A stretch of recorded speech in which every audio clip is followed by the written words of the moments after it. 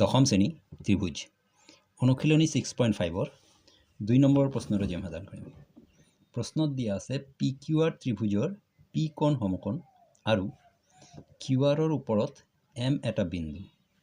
যদি P M লম্ব Q R তেন্তে দেখুৱা যে P M square equal Q M into M R. এতিয়া প্ৰশ্নটো হৈছে ইয়াত যে পি কিউ আৰ এটা ত্ৰিভুজ হয়।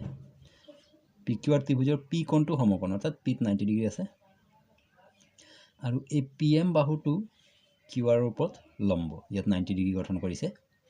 তেন্তে আমি প্ৰমাণ কৰিব লাগে যে P M square equal Q M into M R বুলি প্ৰমাণ কৰিব লাগে। তেন্তে এইটো সমাধান কৰিবলৈ প্ৰথমে আমি এটা কথা লিখিব লাগিব যে কিউ পি আৰ এটা সমকোণী ত্ৰিভুজ। কিউ পি আৰ এটা সমকোণী ত্ৰিভুজ।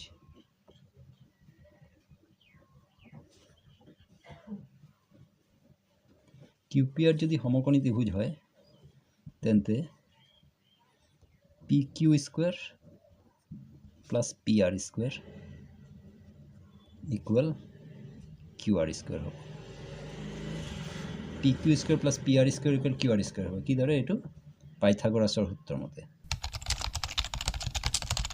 পাইথাগোৰাছৰ সূত্ৰৰ মতে P Q square equal P R square, P Q square plus P R square equal Q R square. ইয়াক আমি 1 নম্বৰ হিচাপে এবাৰ ধৰি থৈ দিছোঁ। তাৰপিছত এতিয়া এইটো এটা ইয়াত যিহেতু এইটো 90 ডিগ্ৰী কোণ কৰিছে, এইটো এটা সমকোণী ত্ৰিভুজ ইফালে তলৰ ফালে, আকৌ ওপৰ ফালে এইটো এটা সমকোণী ত্ৰিভুজেই হয়। ইয়াত যদি আকৌ আমি পাইথাগোৰাছৰ সূত্ৰ চাওঁ তেতিয়াহ'লে পি এম কিউ আৰু পি এম আৰ সমকোণী ত্ৰিভুজ। পি এম কিউ আৰু পি এম আৰ সমকোণী ত্ৰিভুজ। পাইথাগোৰাছৰ সূত্ৰ মতে আকৌ আমি ইয়াত পাইথাগোৰাছৰ সূত্ৰ যদি চাবলৈ যাওঁ, এই দুটা হৈ গৈছে অতিভুজ। তেতিয়াহ'লে পি কিউ স্কোৱাৰ ইকুৱেল হৈ যাব P M square plus Q M square. P R এটা অতিভুজ, তেন্তে পি আৰ স্কোৱাৰ ইকুৱেল হৈ যাব P R square equal P M square plus M R square. ইয়াক এটাক 2 নম্বৰ আৰু ইয়াক 3 নম্বৰ কৰি দিছোঁ।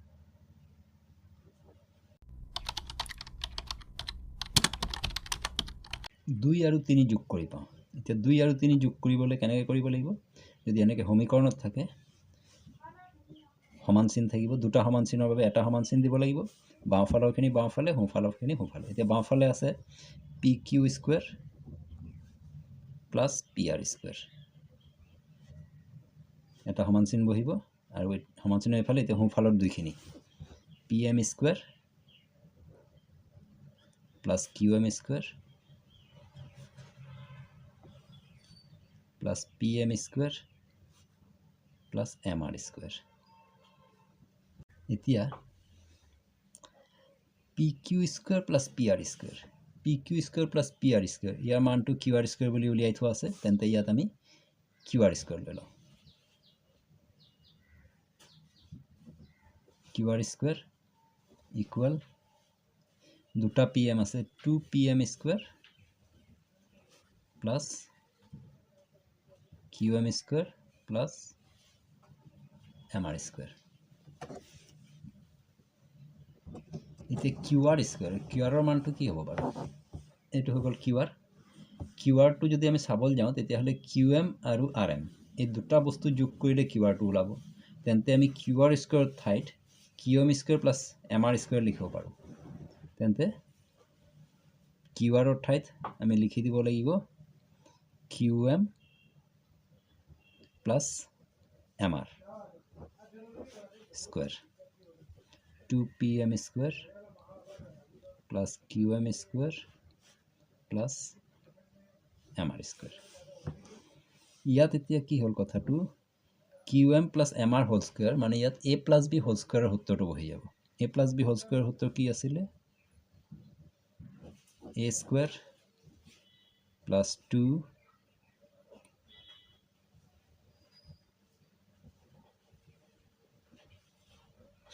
2ab ab এইটো ধৰিলে এইটো a to b ধৰিলে a স্কয়াৰ প্লাছ 2ab আকৌ b স্কয়াৰ মানে mr square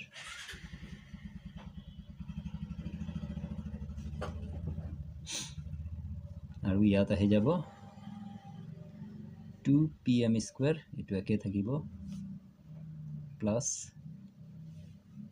qm square plus mr square এতিয়া ইয়াত থাকিলে qm square plus 2qm into mr plus mr square equal to pm square plus qm square plus mr square এটা দুই ফালে একে একে বস্তু থাকিলে আমি কাটিব পাৰি যেনেকৈ ইয়াত mr qm square আৰু ইয়াত qm square ইকুৱেলৰ ইফালে কাটি দিব পাৰি ঠিক একেদৰে mr square দুই ফালে কাট খাই যাব এতিয়া থাকিলে কি 2qm into mr equal to